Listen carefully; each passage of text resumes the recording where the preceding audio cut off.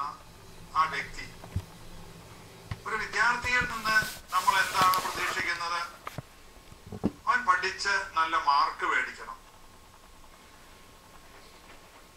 അവന് ക്ലാസ് കയറ്റം കിട്ടണം, അതും അല്ലെങ്കിൽ 11-12 ആണെങ്കിൽ അവന് പ്രൊഫഷണൽ കോളേജിലേക്ക് സീറ്റ് കിട്ടണം. അവൻ ആഗ്രഹിക്കുന്ന ആ ലക്ഷ്യം നേടാൻ കഴിയണം. അത് ഏറ്റവും ഇഫക്റ്റീവ് ആക്കുക. അതാണ് പ്രൈമറി.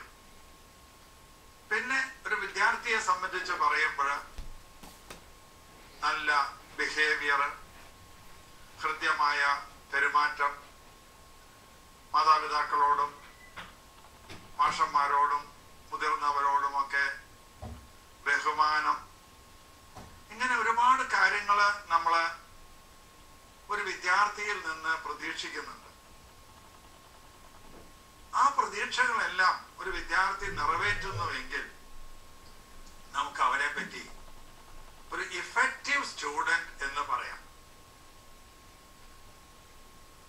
ഇഫക്റ്റീവ് സ്റ്റുഡൻസ് ആയിട്ട് വളരെ കുറച്ച് പേരേ ഉള്ളൂ എന്നാണ് എൻ്റെ ഇതുവരെയുള്ള നിഗമനം. ഒരുപാട് വിദ്യാർത്ഥികളെ കണ്ടിട്ടുണ്ട്. 52 വർഷം വിദ്യാർത്ഥികളെ കണ്ട ഒരു വ്യക്തി എന്ന നിലയിൽ എൻ്റെ അഭിപ്രായം ഇതാണ്: ഇഫക്റ്റീവ് സ്റ്റുഡൻസിന്റെ എണ്ണം കുറഞ്ഞ് വരികയാണ്. ഇന്ന് അത്തരത്തിലെ ഇഫക്റ്റീവ് ആയിട്ടുള്ള കുട്ടികളുടെയൊക്കെ എണ്ണം വളരെ കുറവാണ്. കുട്ടികൾ ഇഫക്റ്റീവ് അല്ലാതായി തീരുന്നു. പഠനത്തില് അവർ മികവ് പുലർത്തുന്നില്ല. മറ്റുള്ളവരോട് ഉള്ള പെരുമാറ്റ രീതി ശരിയാകുന്നില്ല. വേണ്ടത്ര ബഹുമാനം അറിയിക്കുന്നവർക്ക് കൊടുക്കുന്നില്ല എന്നൊക്കെയുള്ള ഒരു നിഗമനമാണ് എനിക്ക് ഉള്ളത്. അതുകൊണ്ടാണ് ഞാനിന്ന് ഈ ടോപ്പിക്ക് തിരഞ്ഞെടുത്തത്. ഒരു വിദ്യാർത്ഥി ഇഫക്റ്റീവ് ആകണമെങ്കിൽ അവൻ ഏതാനും കാര്യങ്ങളില് ക്ഷമത ഉള്ളവനാകണം,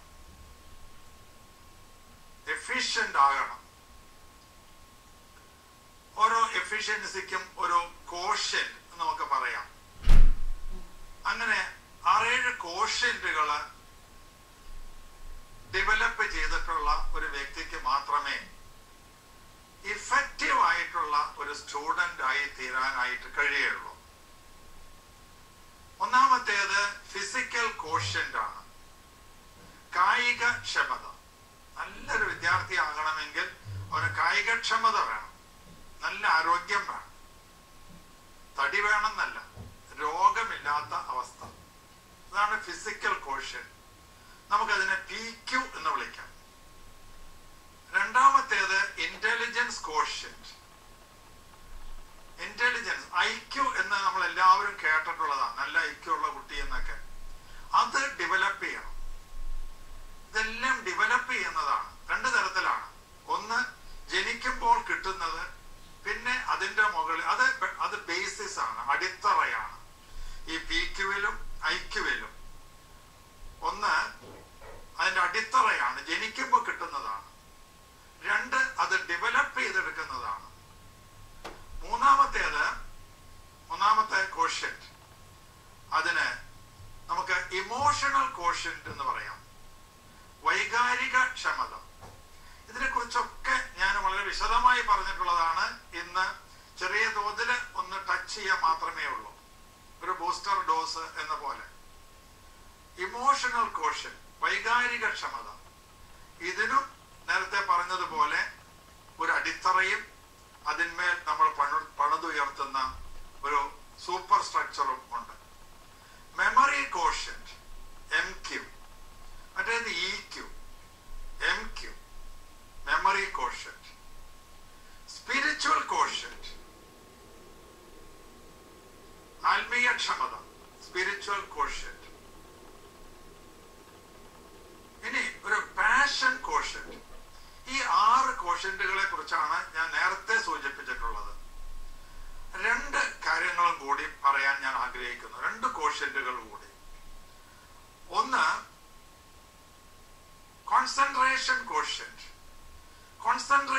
ചിന്തിക്കാനുള്ള കഴിവ്, കോൺസെൻട്രേഷൻ കോഷ്യന്റ്. 2, sleeping quotient. നമ്മൾ ഉറങ്ങുന്ന സമയം ഏറ്റവും ഫലപ്രദമാക്കി മാറ്റുക, അതാണ് സ്ലീപ്പിംഗ് കോഷ്യന്റ്. സ്ലീപ്പിംഗ് എങ്ങനെ ഫലപ്രദമാക്കുക? എന്തിനാണ് നമ്മൾ ഉറങ്ങുന്നത്? നമുക്ക് റിലാക്സേഷൻ കിട്ടാൻ, നമ്മുടെ റിപ്പയർ നടക്കാൻ, ശരീരത്തിന്റെ റിപ്പയർ നടക്കാൻ, ശരീരത്തിന്റെ പ്യൂരിഫിക്കേഷൻ നടക്കാൻ, അങ്ങനെ കുറെ കാര്യങ്ങളുണ്ട് ഉറങ്ങുന്നത്. അത് ഏറ്റവും കുറച്ച് സമയം കൊണ്ട് ഏറ്റവും നന്നായി ചെയ്യാൻ കഴിയാം. എന്താ കുറച്ച് സമയം എന്ന് പറഞ്ഞത്? അപ്പോഴല്ലേ ജോലി ചെയ്യാൻ കൂടുതൽ സമയം കിട്ടുകയുള്ളൂ. ടോട്ടൽ സമയം കോൺസ്റ്റന്റ് അല്ലേ? അപ്പൊ ഇങ്ങനെ ഒരു 8 ക്യൂകളാണ് ഞാൻ നിങ്ങളുടെ മുൻപിൽ അവതരിപ്പിക്കാനായിട്ട് ആഗ്രഹിക്കുന്നത്. ഇതില് പുതിയതായി വന്ന 2 കാര്യങ്ങളെ കുറിച്ച് ആദ്യം സൂചിപ്പിക്കാനായിട്ട് ഞാൻ ആഗ്രഹിക്കുന്നു. അത് CQ എന്ന് വേണമെങ്കിൽ നമുക്ക് വിളിക്കാം. നമ്മളൊരു കാര്യത്തെ കുറിച്ച് ധ്യാനിക്കുമ്പോൾ, അതിനെക്കുറിച്ച് മനനം ചെയ്യുമ്പോൾ, മനസ്സിൽ കണക്ക് കൂട്ടുമ്പോൾ അത് എത്രമാത്രം എഫിഷ്യന്റ് ആക്കാൻ നമുക്ക് കഴിയുന്നു. ആ സമയത്ത് എവിടെന്നെങ്കിലുമൊക്കെ നമ്മുടെ മനസ്സിലേക്ക് SMS വരുന്നുണ്ടോ? നമ്മുടെ മൊബൈൽ ഫോണിലേക്ക് ഇടയ്ക്കിടയ്ക്ക് SMS വരാറില്ലേ? അതിൽ ചിലത് നമുക്ക് ആവശ്യമുള്ളതായിരിക്കാം, വേറെ ചിലത് നമുക്ക് ആവശ്യമില്ലാത്തതായിരിക്കാം. 2 തരത്തിലുള്ള മെസ്സേജുകളാണ്. ശരിക്കും 3 തരത്തിലുണ്ട്. ഒന്ന്, ദ്രോഹം ചെയ്യുന്ന മെസ്സേജുകളുണ്ട്, ദ്രോഹം ചെയ്യുന്നത്. അങ്ങനെ 3 തരമുണ്ട്. നിരുപദ്രവിയായിട്ടുള്ള മെസ്സേജ് ഉണ്ട്, ദ്രോഹം ചെയ്യുന്നതുണ്ട്, അതുപോലെ നന്മ ചെയ്യുന്നതുണ്ട്. മനസ്സിന് 3 തരം മെസ്സേജുകൾക്ക് പകരം 2 മെസ്സേജുകളാണ് എനിക്ക് നോക്കിയിട്ട് കാണാൻ കഴിയുന്നത്. ഞാനിതൊക്കെ നിങ്ങളോട് പറയുന്നത് എവിടെയെങ്കിലും വായിച്ചിട്ടുള്ളതൊന്നുമല്ല, തമ്പുരാൻ വെളിപ്പെടുത്തി തരുന്ന കാര്യങ്ങളാണ് നമ്മളോട് പറയുന്നത്. ദൈവം നമുക്ക് എപ്പോഴും SMS അയക്കുന്നു എന്നാണ് എനിക്ക് കിട്ടിയ ഒരു വെളിപ്പെടുത്തൽ. ദൈവം എപ്പോഴും SMS അയച്ചുകൊണ്ടിരിക്കുക. നമുക്ക് ആവശ്യമുള്ള കാര്യങ്ങൾ, ഇങ്ങനെ നല്ല നല്ല കാര്യങ്ങൾ, പോസിറ്റീവായിട്ടുള്ള കാര്യങ്ങൾ നമുക്ക് SMS അയക്കുന്നുണ്ട്. അത് നമ്മൾ റിസീവ് ചെയ്യണമെങ്കിൽ നമ്മൾ ദൈവത്തോട് തിരിഞ്ഞു നിൽക്കുന്നവനായിരിക്കും. ദൈവത്തോട് മുഖം തിരിഞ്ഞു നിൽക്കുന്ന ആളായിരിക്കണം. ഗോഡ് ഓറിയന്റഡ് ആയിട്ടുള്ള ഒരു വ്യക്തിക്കാണ് ആ SMS എപ്പോഴും സ്വീകരിക്കാനായിട്ട് കഴിയാം. ആ SMS ഒക്കെ ഹൈലി പോസിറ്റീവ് ആയിരിക്കും. നമ്മളെ കുറിച്ചുള്ള പദ്ധതികൾ തമ്പുരാൻ പറഞ്ഞു തരുന്നതാണ് ആ SMS. എനിക്ക് ഈ ചിന്ത എന്നെ ഒരുപാട് ആകർഷിച്ചിട്ടുള്ള ഒരു ചിന്തയാണ്. ഒരുപാട് മെസ്സേജുകൾ എനിക്ക് കിട്ടുന്നുണ്ട്. അതുകൊണ്ട് കൂടിയാണ് അത് ഞാൻ ഇത്ര കൃത്യമായിട്ട് പറയുന്നത്. നമുക്ക് ആവശ്യമുള്ള കാര്യങ്ങളൊക്കെ തമ്പുരാൻ, നമ്മുടെ പരിശുദ്ധാത്മാവ് നമുക്ക് മെസ്സേജ് ആയിട്ട് അയച്ചു തരും. അത് നമ്മുടെ മനസ്സിലാണ്. ആ മനസ്സില് അതൊരു മൊബൈലാണ്. ആ മൊബൈലിലേക്ക് ഇങ്ങനെ വന്നുകൊണ്ടിരിക്കും. ഇത് ഫ്രീ ആണ്. ചിലപ്പോഴൊക്കെ നിങ്ങൾ അഡ്വർടൈസ്മെന്റ് കേൾക്കാറില്ലേ? Incoming free, outgoing free. ഇവിടെ incoming free, outgoing free, mobile also free. പക്ഷെ നമ്മൾ ആ മൊബൈൽ ഉപയോഗിക്കുന്നില്ല. നമ്മൾ ചിന്തിച്ചുകൊണ്ടിരിക്കുമ്പോൾ, നമ്മുടെ ഒരു പ്രോബ്ലം കോൺസെൻട്രേറ്റ് ചെയ്തുകൊണ്ടിരിക്കുമ്പോൾ ദൈവത്തിൽ നിന്നൊരു മെസ്സേജ് വരികയാണെങ്കിൽ ഒരു പക്ഷെ നമുക്ക് കിട്ടാത്ത കാര്യം ഉടനെ തന്നെ ചെയ്യാൻ പറ്റും. വേണമെങ്കിൽ നമുക്ക് ഹെൽപ്പ് ചോദിക്കുകയും ചെയ്യാം. അതിന് തമ്പുരാൻ വചനം തന്നിട്ടുണ്ട്. യെരേമിയ 33:3 വചനമായി തന്നിട്ടുണ്ട്. എന്നെ വിളിക്കുക, ഞാൻ ഉത്തരമരുളും, നിന്റെ ബുദ്ധിക്ക് അതീതവും മഹത്വം നിഗൂഢവുമായ കാര്യങ്ങൾ ഞാൻ നിനക്ക് വെളിപ്പെടുത്തും. അപ്പൊ നമ്മളൊരു കാര്യത്തെ കുറിച്ച് ചിന്തിച്ചുകൊണ്ടിരിക്കുന്നു, ഒരു പ്രോബ്ലം ചെയ്യുന്നു, നമുക്ക് മുഴുവൻ അങ്ങോട്ട് കിട്ടുന്നില്ല. ആ അവസരത്തില് ഒരു SMS അയക്കണം. നമ്മൾ സാധാരണ ചെയ്യാറില്ലേ? നമുക്കൊരു സംശയം വരുമ്പോ നമ്മുടെ കൂട്ടുകാരോട് SMS അയച്ച് ചോദിക്കില്ലേ, എന്താ ഞാൻ ചെയ്യേണ്ടത്? അത്തരത്തില് ഒരു SMS നമ്മൾ തമ്പുരാൻ അയച്ചു നോക്കി, ഉടനെ തമ്പുരാന്റെ മറുപടി വരും, ഇതിങ്ങനെ അതുപോലെ ചെയ്യുക എന്ന്. ചിലപ്പോഴ് തമ്പുരാൻ തന്നെ ആ മെസ്സേജ് നമുക്ക് തന്നുകൊണ്ടിരിക്കും. നമ്മൾ ഓറിയന്റഡ് ആണെങ്കിൽ ടുവേർഡ്സ് ലോർഡ്. പലപ്പോഴും നമ്മൾ ദൈവത്തിലേക്ക് തിരിഞ്ഞു നിൽക്കാത്തവരായതുകൊണ്ട് നമുക്ക് ഈ മെസ്സേജ് കിട്ടുന്നില്ല.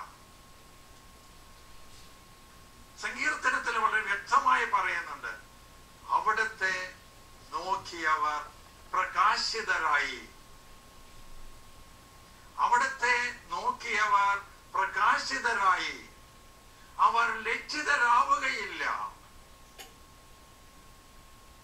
നോക്കാൻ നമ്മുടെ കണ്ണ് വേണ്ട, തമ്പുരാനെ നോക്കാൻ നമ്മൾക്ക് കണ്ണാവശ്യമില്ല, മറിച്ച് നമ്മുടെ മനസ്സാണ്.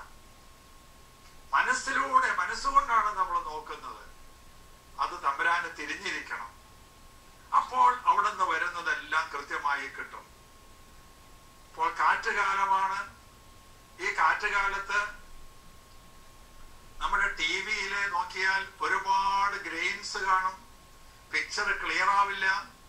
പുറത്തു വന്ന് നമ്മൾ നോക്കിയാൽ നമുക്ക് മനസ്സിലാകും ആന്റിന തിരിഞ്ഞിരിക്കുന്നത് ദൂരദർശനിലേക്ക് അല്ലാത്തതാണ് കാരണമെന്ന്. ഒന്ന് ദൂരദർശനിലേക്ക് തിരിച്ചു വെച്ചേ, നിങ്ങൾ എന്താ കാണുക? ഗ്രെയിൻസ് ഒക്കെ ഡിസപ്പിയർ ചെയ്തു, നല്ല പടം കിട്ടി.